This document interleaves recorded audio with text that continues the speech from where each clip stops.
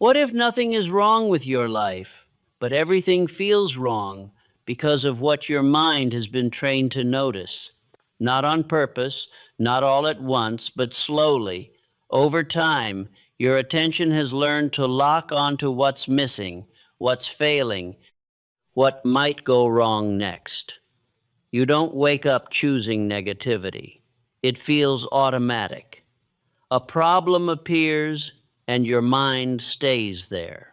A delay happens and it lingers longer than anything that went right. And without realizing it, your focus begins to shape how your entire day feels. But here's what most people never question: your mind is not neutral, it is constantly being trained by repetition. Whatever you think about most, whatever you react to most, whatever you give your attention to, your mind begins to treat as important. And once something is labeled important, your mind starts looking for more of it. That's why the same types of problems seem to repeat. Not always because they're increasing, but because your awareness is tuned to notice them more. Over time, that awareness becomes your reality. You begin to expect things to go wrong. You begin to anticipate stress before it even arrives. And even when something good happens, it feels temporary, like it won't last. But what if the opposite is also true? What if you could train your mind to notice what's working, what's growing, what's going right, even in small ways? Not by pretending everything is perfect, but by shifting what you choose to focus on within your reality. Because there is always something good present, even in difficult moments. Something small, something quiet, something easy to overlook. And the more you notice it, the more your mind begins to bring it forward automatically. At first, it feels unnatural, almost forced. Your mind resists it, tries to pull you back toward familiar patterns, toward problems, toward doubt, toward the things it has been trained to prioritize for years. That resistance is not failure, it's proof that something is changing, because you are interrupting a pattern that has been shaping your thoughts for a long time. A pattern that influenced how you feel, how you react, and how you interpret everything happening around you. And if you continue, if you keep guiding your focus instead of letting it drift, something begins to shift. You start noticing opportunities where you once saw obstacles, possibilities where you once saw limitations. Your energy changes, not suddenly, not dramatically, but steadily. You begin to feel lighter, clearer, more in control of your thoughts. And that change doesn't stay in your mind, it begins to influence your actions. Because what you see affects how you feel, and how you feel determines what you do next. Most people are waiting for their life to improve before they allow themselves to feel better. But the truth is, your perception must change first. Because without that shift, even better circumstances will be filtered the same way. This is where control begins, not in changing everything around you, but in changing how you process it, in deciding what deserves your attention and what does not. And once you realize that, you begin to move differently. You stop reacting automatically. You start choosing your focus. You begin to guide your thoughts instead of being guided by them. That's when things begin to open up. Not because your life suddenly becomes perfect, but because your mind is no longer filtering everything through limitation. It starts recognizing growth, progress, and possibility. And over time, that becomes your new baseline. You begin to expect things to work out. Not blindly, not without effort, but with a sense of direction instead of doubt. So the question is not whether there is good in your life.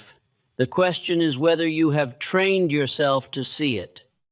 Because whatever you train your mind to focus on will expand in your awareness. What you're about to hear is not meant to be heard once and forgotten.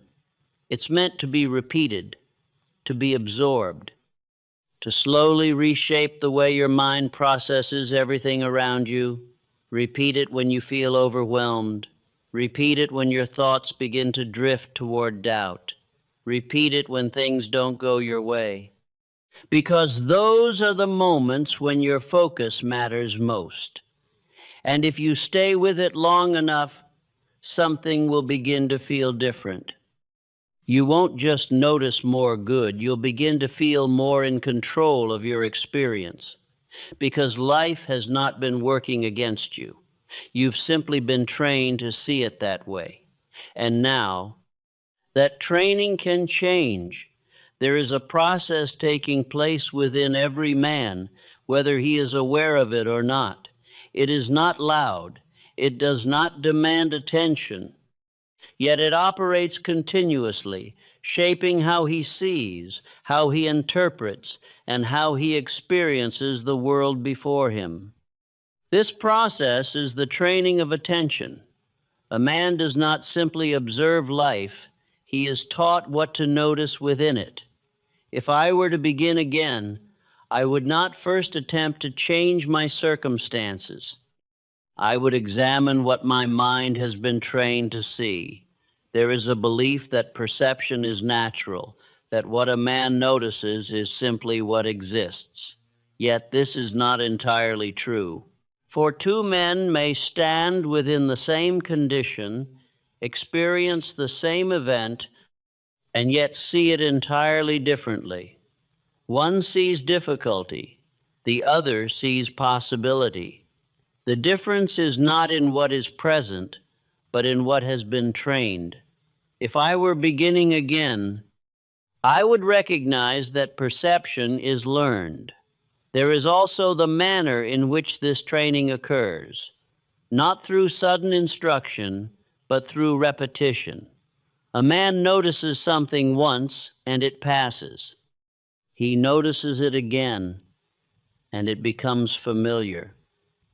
He notices it repeatedly, and it becomes expected, and what is expected is searched for. If I were beginning again, I would observe what I have been repeating. There is also the influence of emotional weight. A man remembers what affects him most strongly. A difficulty leaves a deeper impression than a small success. A delay lingers longer than a quiet achievement. And because of this, his mind begins to assign greater importance to what disturbs him, not because it is greater, but because it has been felt more intensely. If I were beginning again, I would not allow intensity to determine importance. There are many who have unknowingly trained their minds toward what is lacking. They notice what is missing before what is present. They observe what has gone wrong before what has gone right. And through repetition, this becomes their pattern, not chosen, but accepted. If I were beginning again, I would not accept this pattern without question. There is also the accumulation of these moments. A man does not form his perception in a single day. It is built gradually, through thousands of small observations. Each one adds to the next. Each one strengthens the pattern until eventually it becomes automatic. If I were beginning again, I would understand that what feels automatic was once repeated. There is also the danger of this automatic state. A man begins to believe that what he sees is complete, that his perception reflects reality fully. Yet in truth, he is seeing only what he has been trained to notice. Much remains unseen. If I were beginning again, I would question what I am not seeing. There is also the example of men who have shaped their attention deliberately. They did not allow their minds to drift toward what was negative or uncertain. They directed their focus. They chose what to repeat, and through this, they changed what they saw. Their reality did not change at once, but their perception did. If I were beginning again, I would follow this method. There is also the perception of others. A man who has been trained to see difficulty appears tense, reactive, uncertain. He anticipates problems. He speaks of what may go wrong. And over time, this becomes visible to those around him, not because he intends it, but because it has been repeated. If I were beginning again, I would become aware of how my perception appears. There is also the contrast of a man who has trained his attention differently. He notices progress, even when small. He observes what is working, even when incomplete. He acknowledges difficulty, but does not remain fixed upon it. He moves forward. If I were beginning again, I would build this way of seeing. There is also the realization that the mind is not neutral. It does not observe equally. It selects, it filters, it prioritizes. And what it prioritizes is determined by what has been repeated most often. If I were beginning again, I would direct this selection. There is also the formation of expectation. A man who repeatedly notices problems begins to expect them. He anticipates delay, difficulty, and disruption. And because he anticipates them, he recognizes them quickly, even when they are small. If I were beginning again, I would not allow expectation to be formed unconsciously. There is also the compounding effect of this expectation. A man sees more of what he expects, and because he sees more of it, his expectation is confirmed. This cycle continues strengthening itself until it feels certain. If I were beginning again, I would interrupt this cycle. There is also the quiet influence this has upon emotion. A man who notices difficulty feels heavier, more burdened, more uncertain, not always because his life is heavier, but because his attention is fixed upon what weighs upon him.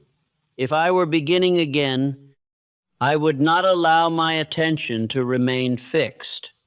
There is also the realization that what a man sees influences what he feels, and what he feels influences what he does.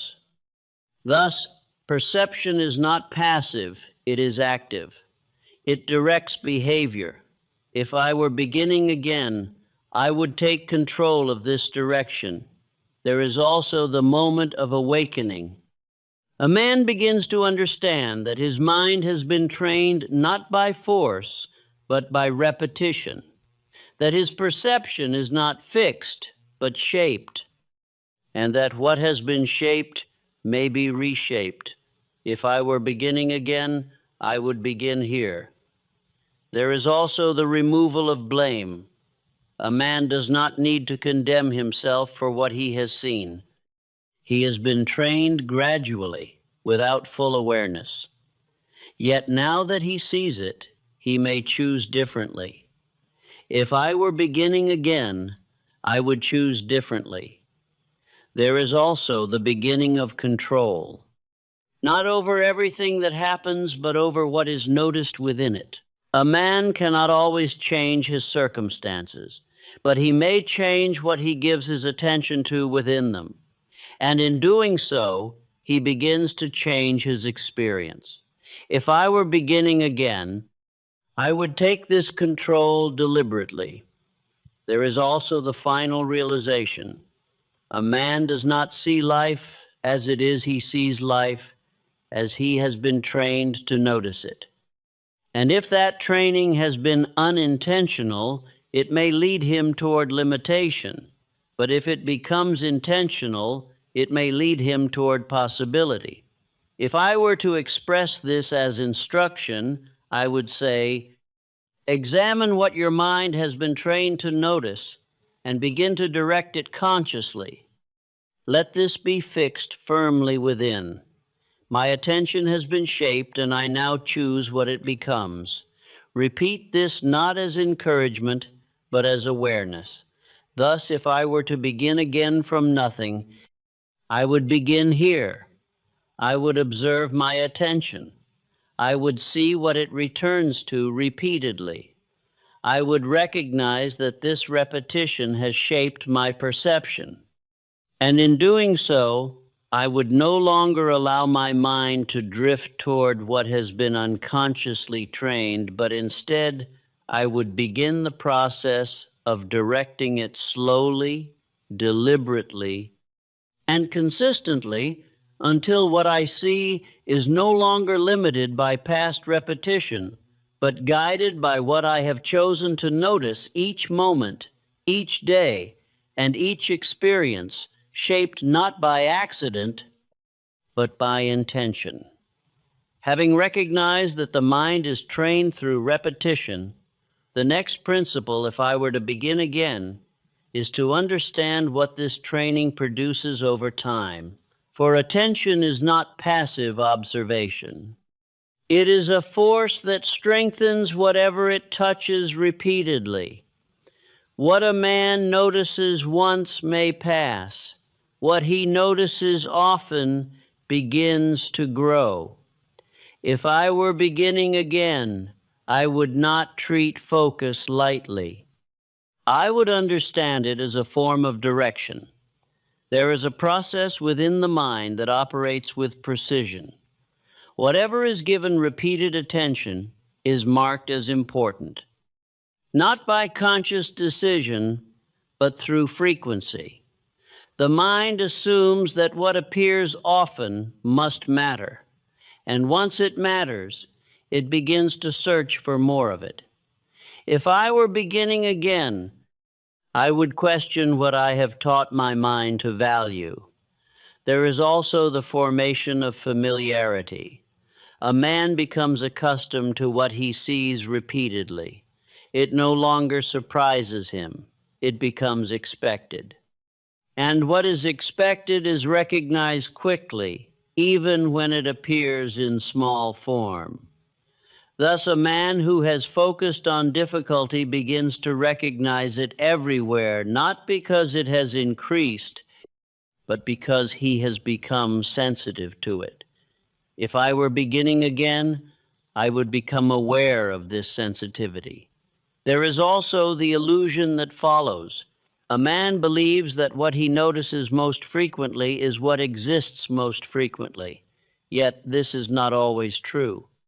He is observing through a filter created by repetition. This filter does not show everything. It shows what has been practiced. If I were beginning again, I would not confuse perception with completeness. There are many who say that their life contains constant difficulty, that problems follow them, that obstacles appear repeatedly. And while there may be truth in their experience, there is also another factor at work. Their attention has been trained to find what troubles them, and so it finds it. If I were beginning again, I would recognize this pattern. There is also the strengthening of expectation through repeated focus. A man who has noticed difficulty often begins to anticipate it before it arrives. He prepares for it. He assumes it, and in doing so, he aligns his awareness with it. This anticipation sharpens perception, and perception confirms expectation. If I were beginning again, I would not allow expectation to form without direction. There is also the contrast of a man who has trained his focus differently. He notices opportunity, progress, improvement, even when small, and through repetition, this becomes his pattern. He begins to expect that something will work, and because he expects it, he sees it. If I were beginning again, I would build this expectation deliberately. There is also the compounding effect of attention. A single observation may seem insignificant, yet repeated, it gains influence. It shapes belief. It alters expectation. And over time, it becomes the foundation of how a man interprets his experience. This is not sudden, it is gradual. If I were beginning again, I would respect this gradual formation. There is also the danger of reinforcing what weakens. A man may not intend to focus on what troubles him, yet if he returns to it repeatedly, he strengthens it. He gives it attention. And attention, when repeated, gives importance. If I were beginning again, I would withdraw unnecessary attention. There is also the misunderstanding that attention merely observes reality, yet attention participates in it. It selects what is emphasized, it determines what is remembered, and it influences what is expected. Thus, it does more than observe, it shapes experience. If I were beginning again, I would take responsibility for this shaping. There is also the example of men who have mastered this principle. They did not deny difficulty. They did not ignore what was present, yet they chose what to emphasize. They directed their attention toward what could be used, improved, or expanded, and through this, they saw differently. If I were beginning again, I would follow this example. There is also the perception of others. A man who focuses on difficulty appears burdened. He speaks of problems. He anticipates delay. He reacts quickly to disruption. And over time, this becomes visible, not because he desires it, but because it has been repeated.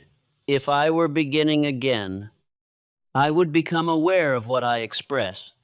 There is also the contrasting perception of a man who focuses on what works. He appears steady, forward-moving, less disturbed by small disruptions. He acknowledges problems but does not remain within them.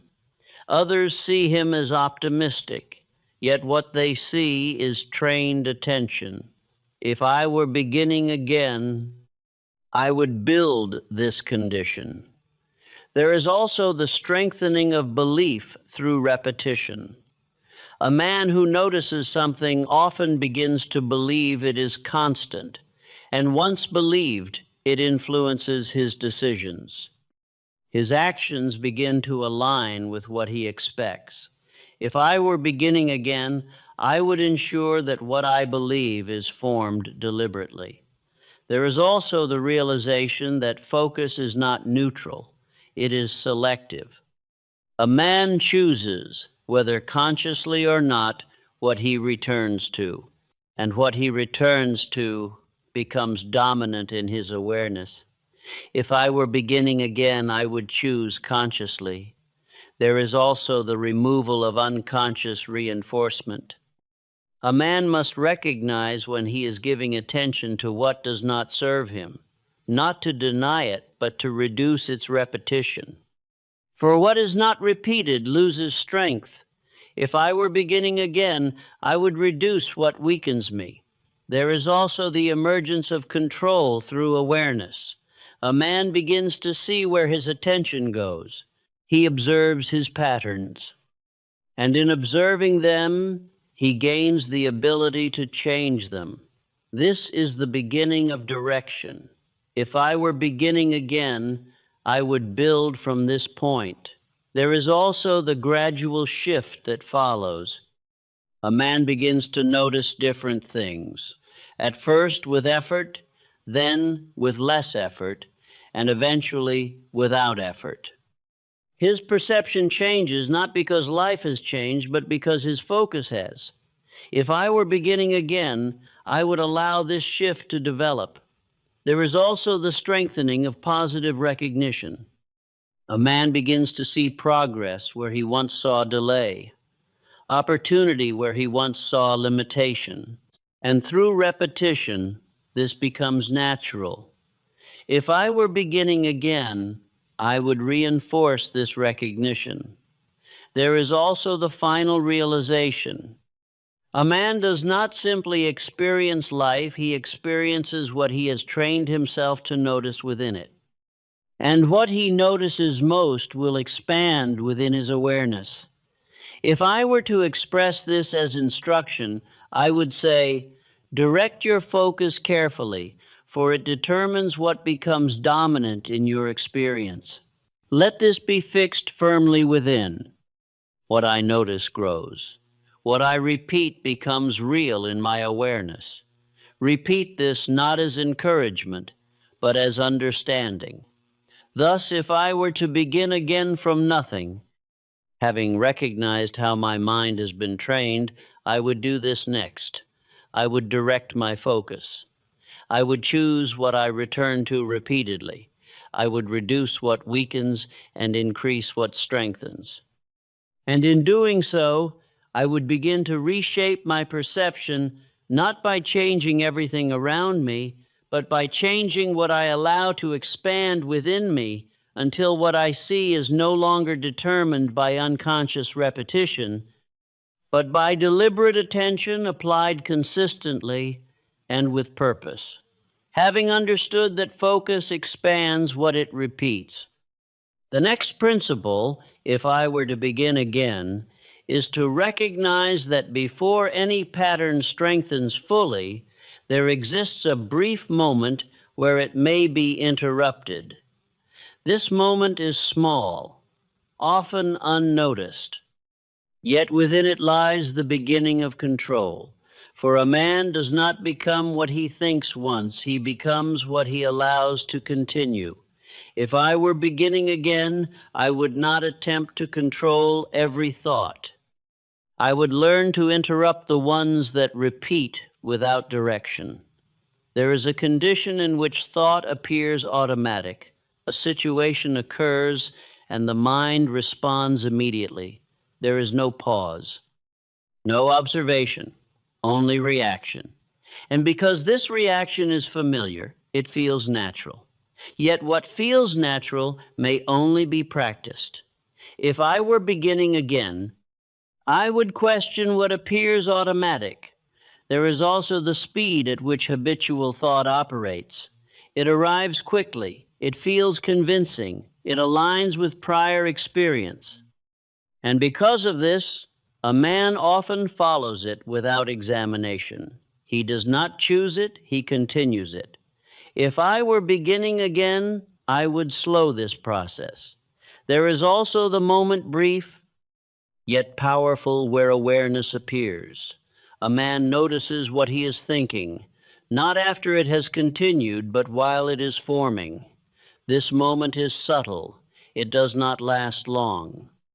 Yet within it, there is choice, to continue or to redirect.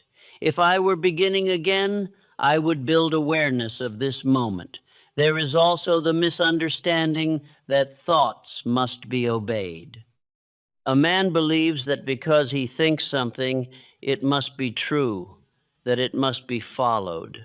Yet thought is not command, it is suggestion. And suggestion may be accepted or dismissed. If I were beginning again, I would not follow every suggestion. There are many who live entirely within habitual thought.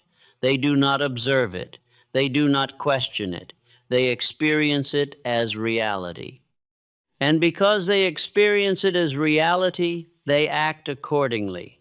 Over time, this forms identity, not chosen, but repeated. If I were beginning again, I would not allow identity to form without awareness. There is also the compounding effect of unexamined thought. A man thinks in a certain way repeatedly, and over time this becomes how he sees himself. He no longer says, I am thinking this. He says, this is how things are. And in this shift, thought becomes belief. If I were beginning again, I would interrupt before belief forms. There is also the difference between observation and participation. A man may observe a thought without following it. He may recognize its presence without allowing it to direct him. This requires awareness, not force. It is not resistance, it is recognition. If I were beginning again, I would practice this recognition. There is also the example of men who have developed this ability. They did not eliminate thought. They did not silence the mind. They observed it. They chose which thoughts to continue and which to release. And through this, they gained control. If I were beginning again, I would follow this method. There is also the gradual strengthening of awareness. At first, a man notices his thoughts occasionally, then more frequently, then consistently. And with each recognition, his ability to choose increases. If I were beginning again, I would build this consistency. There is also the weakening of habitual patterns through interruption. A thought that is not repeated loses strength. It becomes less frequent, less convincing, less influential. And over time, it fades, not because it was forced away, but because it was not continued. If I were beginning again, I would allow this fading to occur. There is also the role of deliberate redirection. A man does not simply stop a thought, he replaces it. He chooses something different, something aligned with where he intends to move. And through repetition, this new thought begins to strengthen. If I were beginning again, I would redirect intentionally. There is also the perception of others. A man who interrupts habitual thought appears composed. He does not react impulsively. He considers before he responds. Others may not see the internal process, yet they observe the result. He appears controlled. If I were beginning again, I would build this appearance through internal discipline. There is also the removal of automatic reaction. A man no longer moves immediately from thought to action. There is space between them. And within that space, there is choice. Choice creates direction. If I were beginning again, I would expand this space. There is also the strengthening of identity through conscious thought. A man begins to see himself as one who directs his mind rather than follows it. This identity reinforces his behavior. And as it strengthens, control becomes easier. If I were beginning again, I would build this identity deliberately. There is also the contrast between two men. One follows every thought as it appears. His direction is inconsistent, reactive, unstable. The other observes, interrupts, and chooses. His direction becomes steady, clear, deliberate. If I were beginning again, I would become the latter. There is also the transformation that occurs when interruption becomes habit. A man no longer reacts without awareness. He notices immediately. He redirects naturally. What once required effort becomes automatic. If I were beginning again, I would continue until this stage is reached. There is also the realization that control of thought is not achieved through force. But through repetition of awareness, a man does not conquer his mind, he guides it.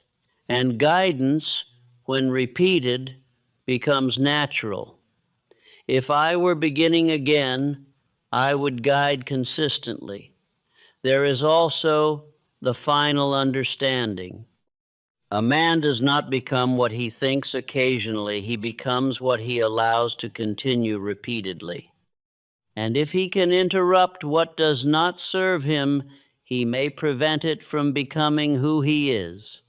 If I were to express this as instruction, I would say, observe your thoughts and interrupt what does not align with your direction. Let this be fixed firmly within. I notice my thoughts. I choose which to continue. I direct my mind. Repeat this, not as encouragement, but as control.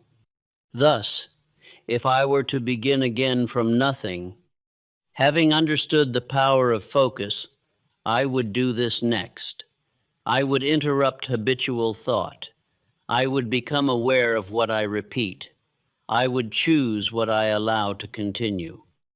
And in doing so, I would prevent unwanted patterns from becoming identity until my thinking is no longer automatic, but directed, no longer uncontrolled, but guided each thought, shaped not by habit, but by intention, and repeated only if it serves the direction I have chosen to follow. Having learned to interrupt habitual thought, the next principle, if I were to begin again, is to understand that interruption alone is not sufficient. For a man may stop a pattern, yet if he does not replace it, the mind will return to what is familiar. Thus, there must be direction, not merely avoidance, but selection. If I were beginning again, I would not only remove what weakens my attention, I would guide it toward what strengthens it. There is a common error in thinking that to see what is good requires the denial of what is difficult. Yet this is not so. A man need not pretend that all is perfect. He must simply choose what he emphasizes within what is present, for within every condition there exists more than one point of focus. If I were beginning again, I would choose that point carefully.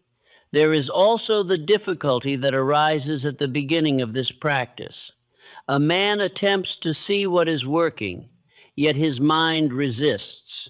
It returns to what is familiar.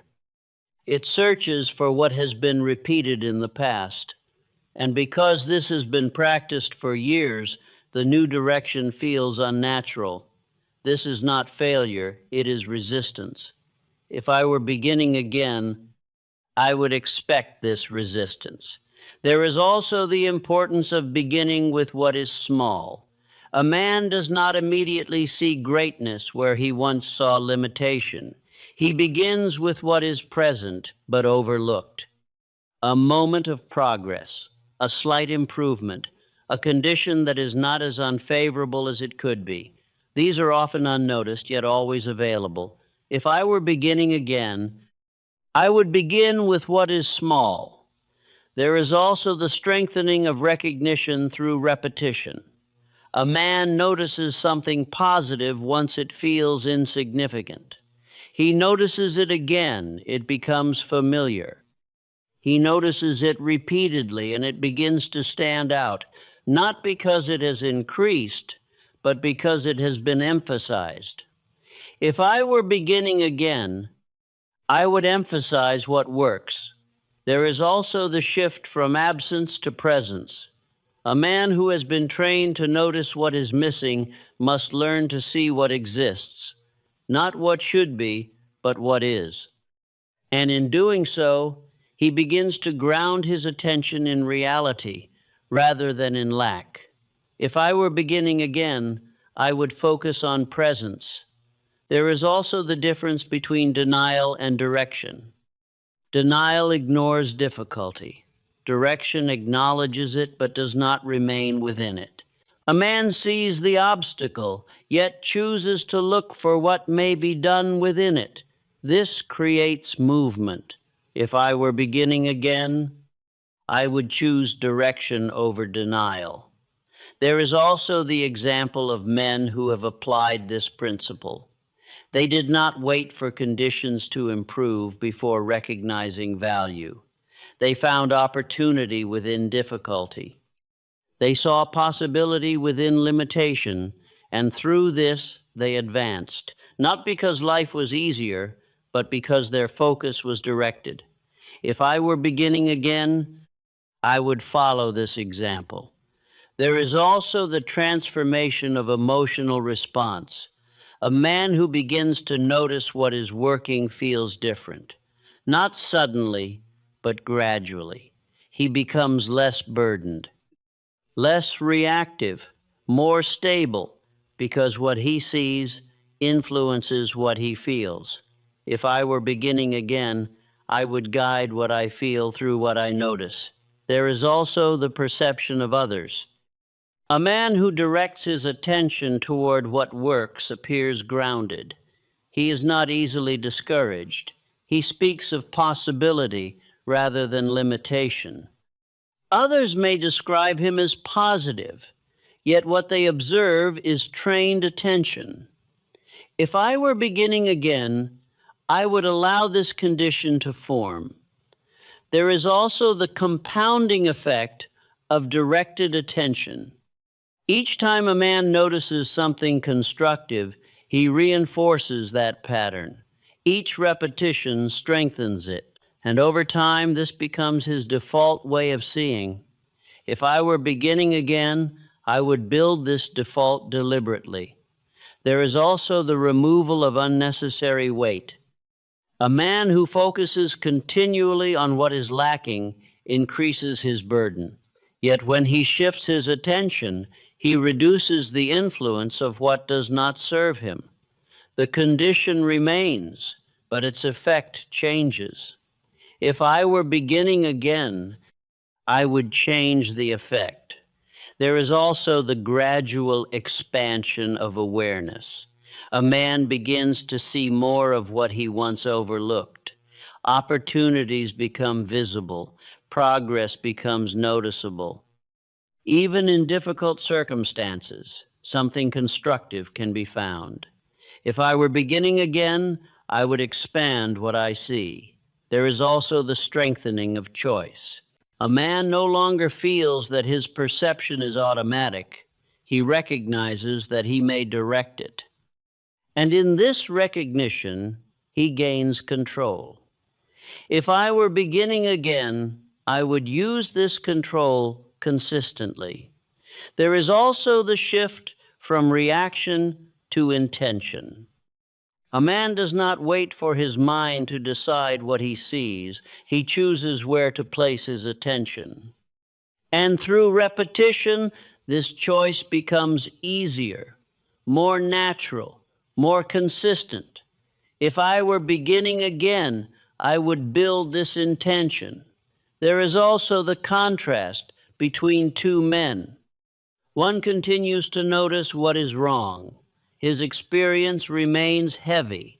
The other directs his attention toward what works. His experience becomes lighter.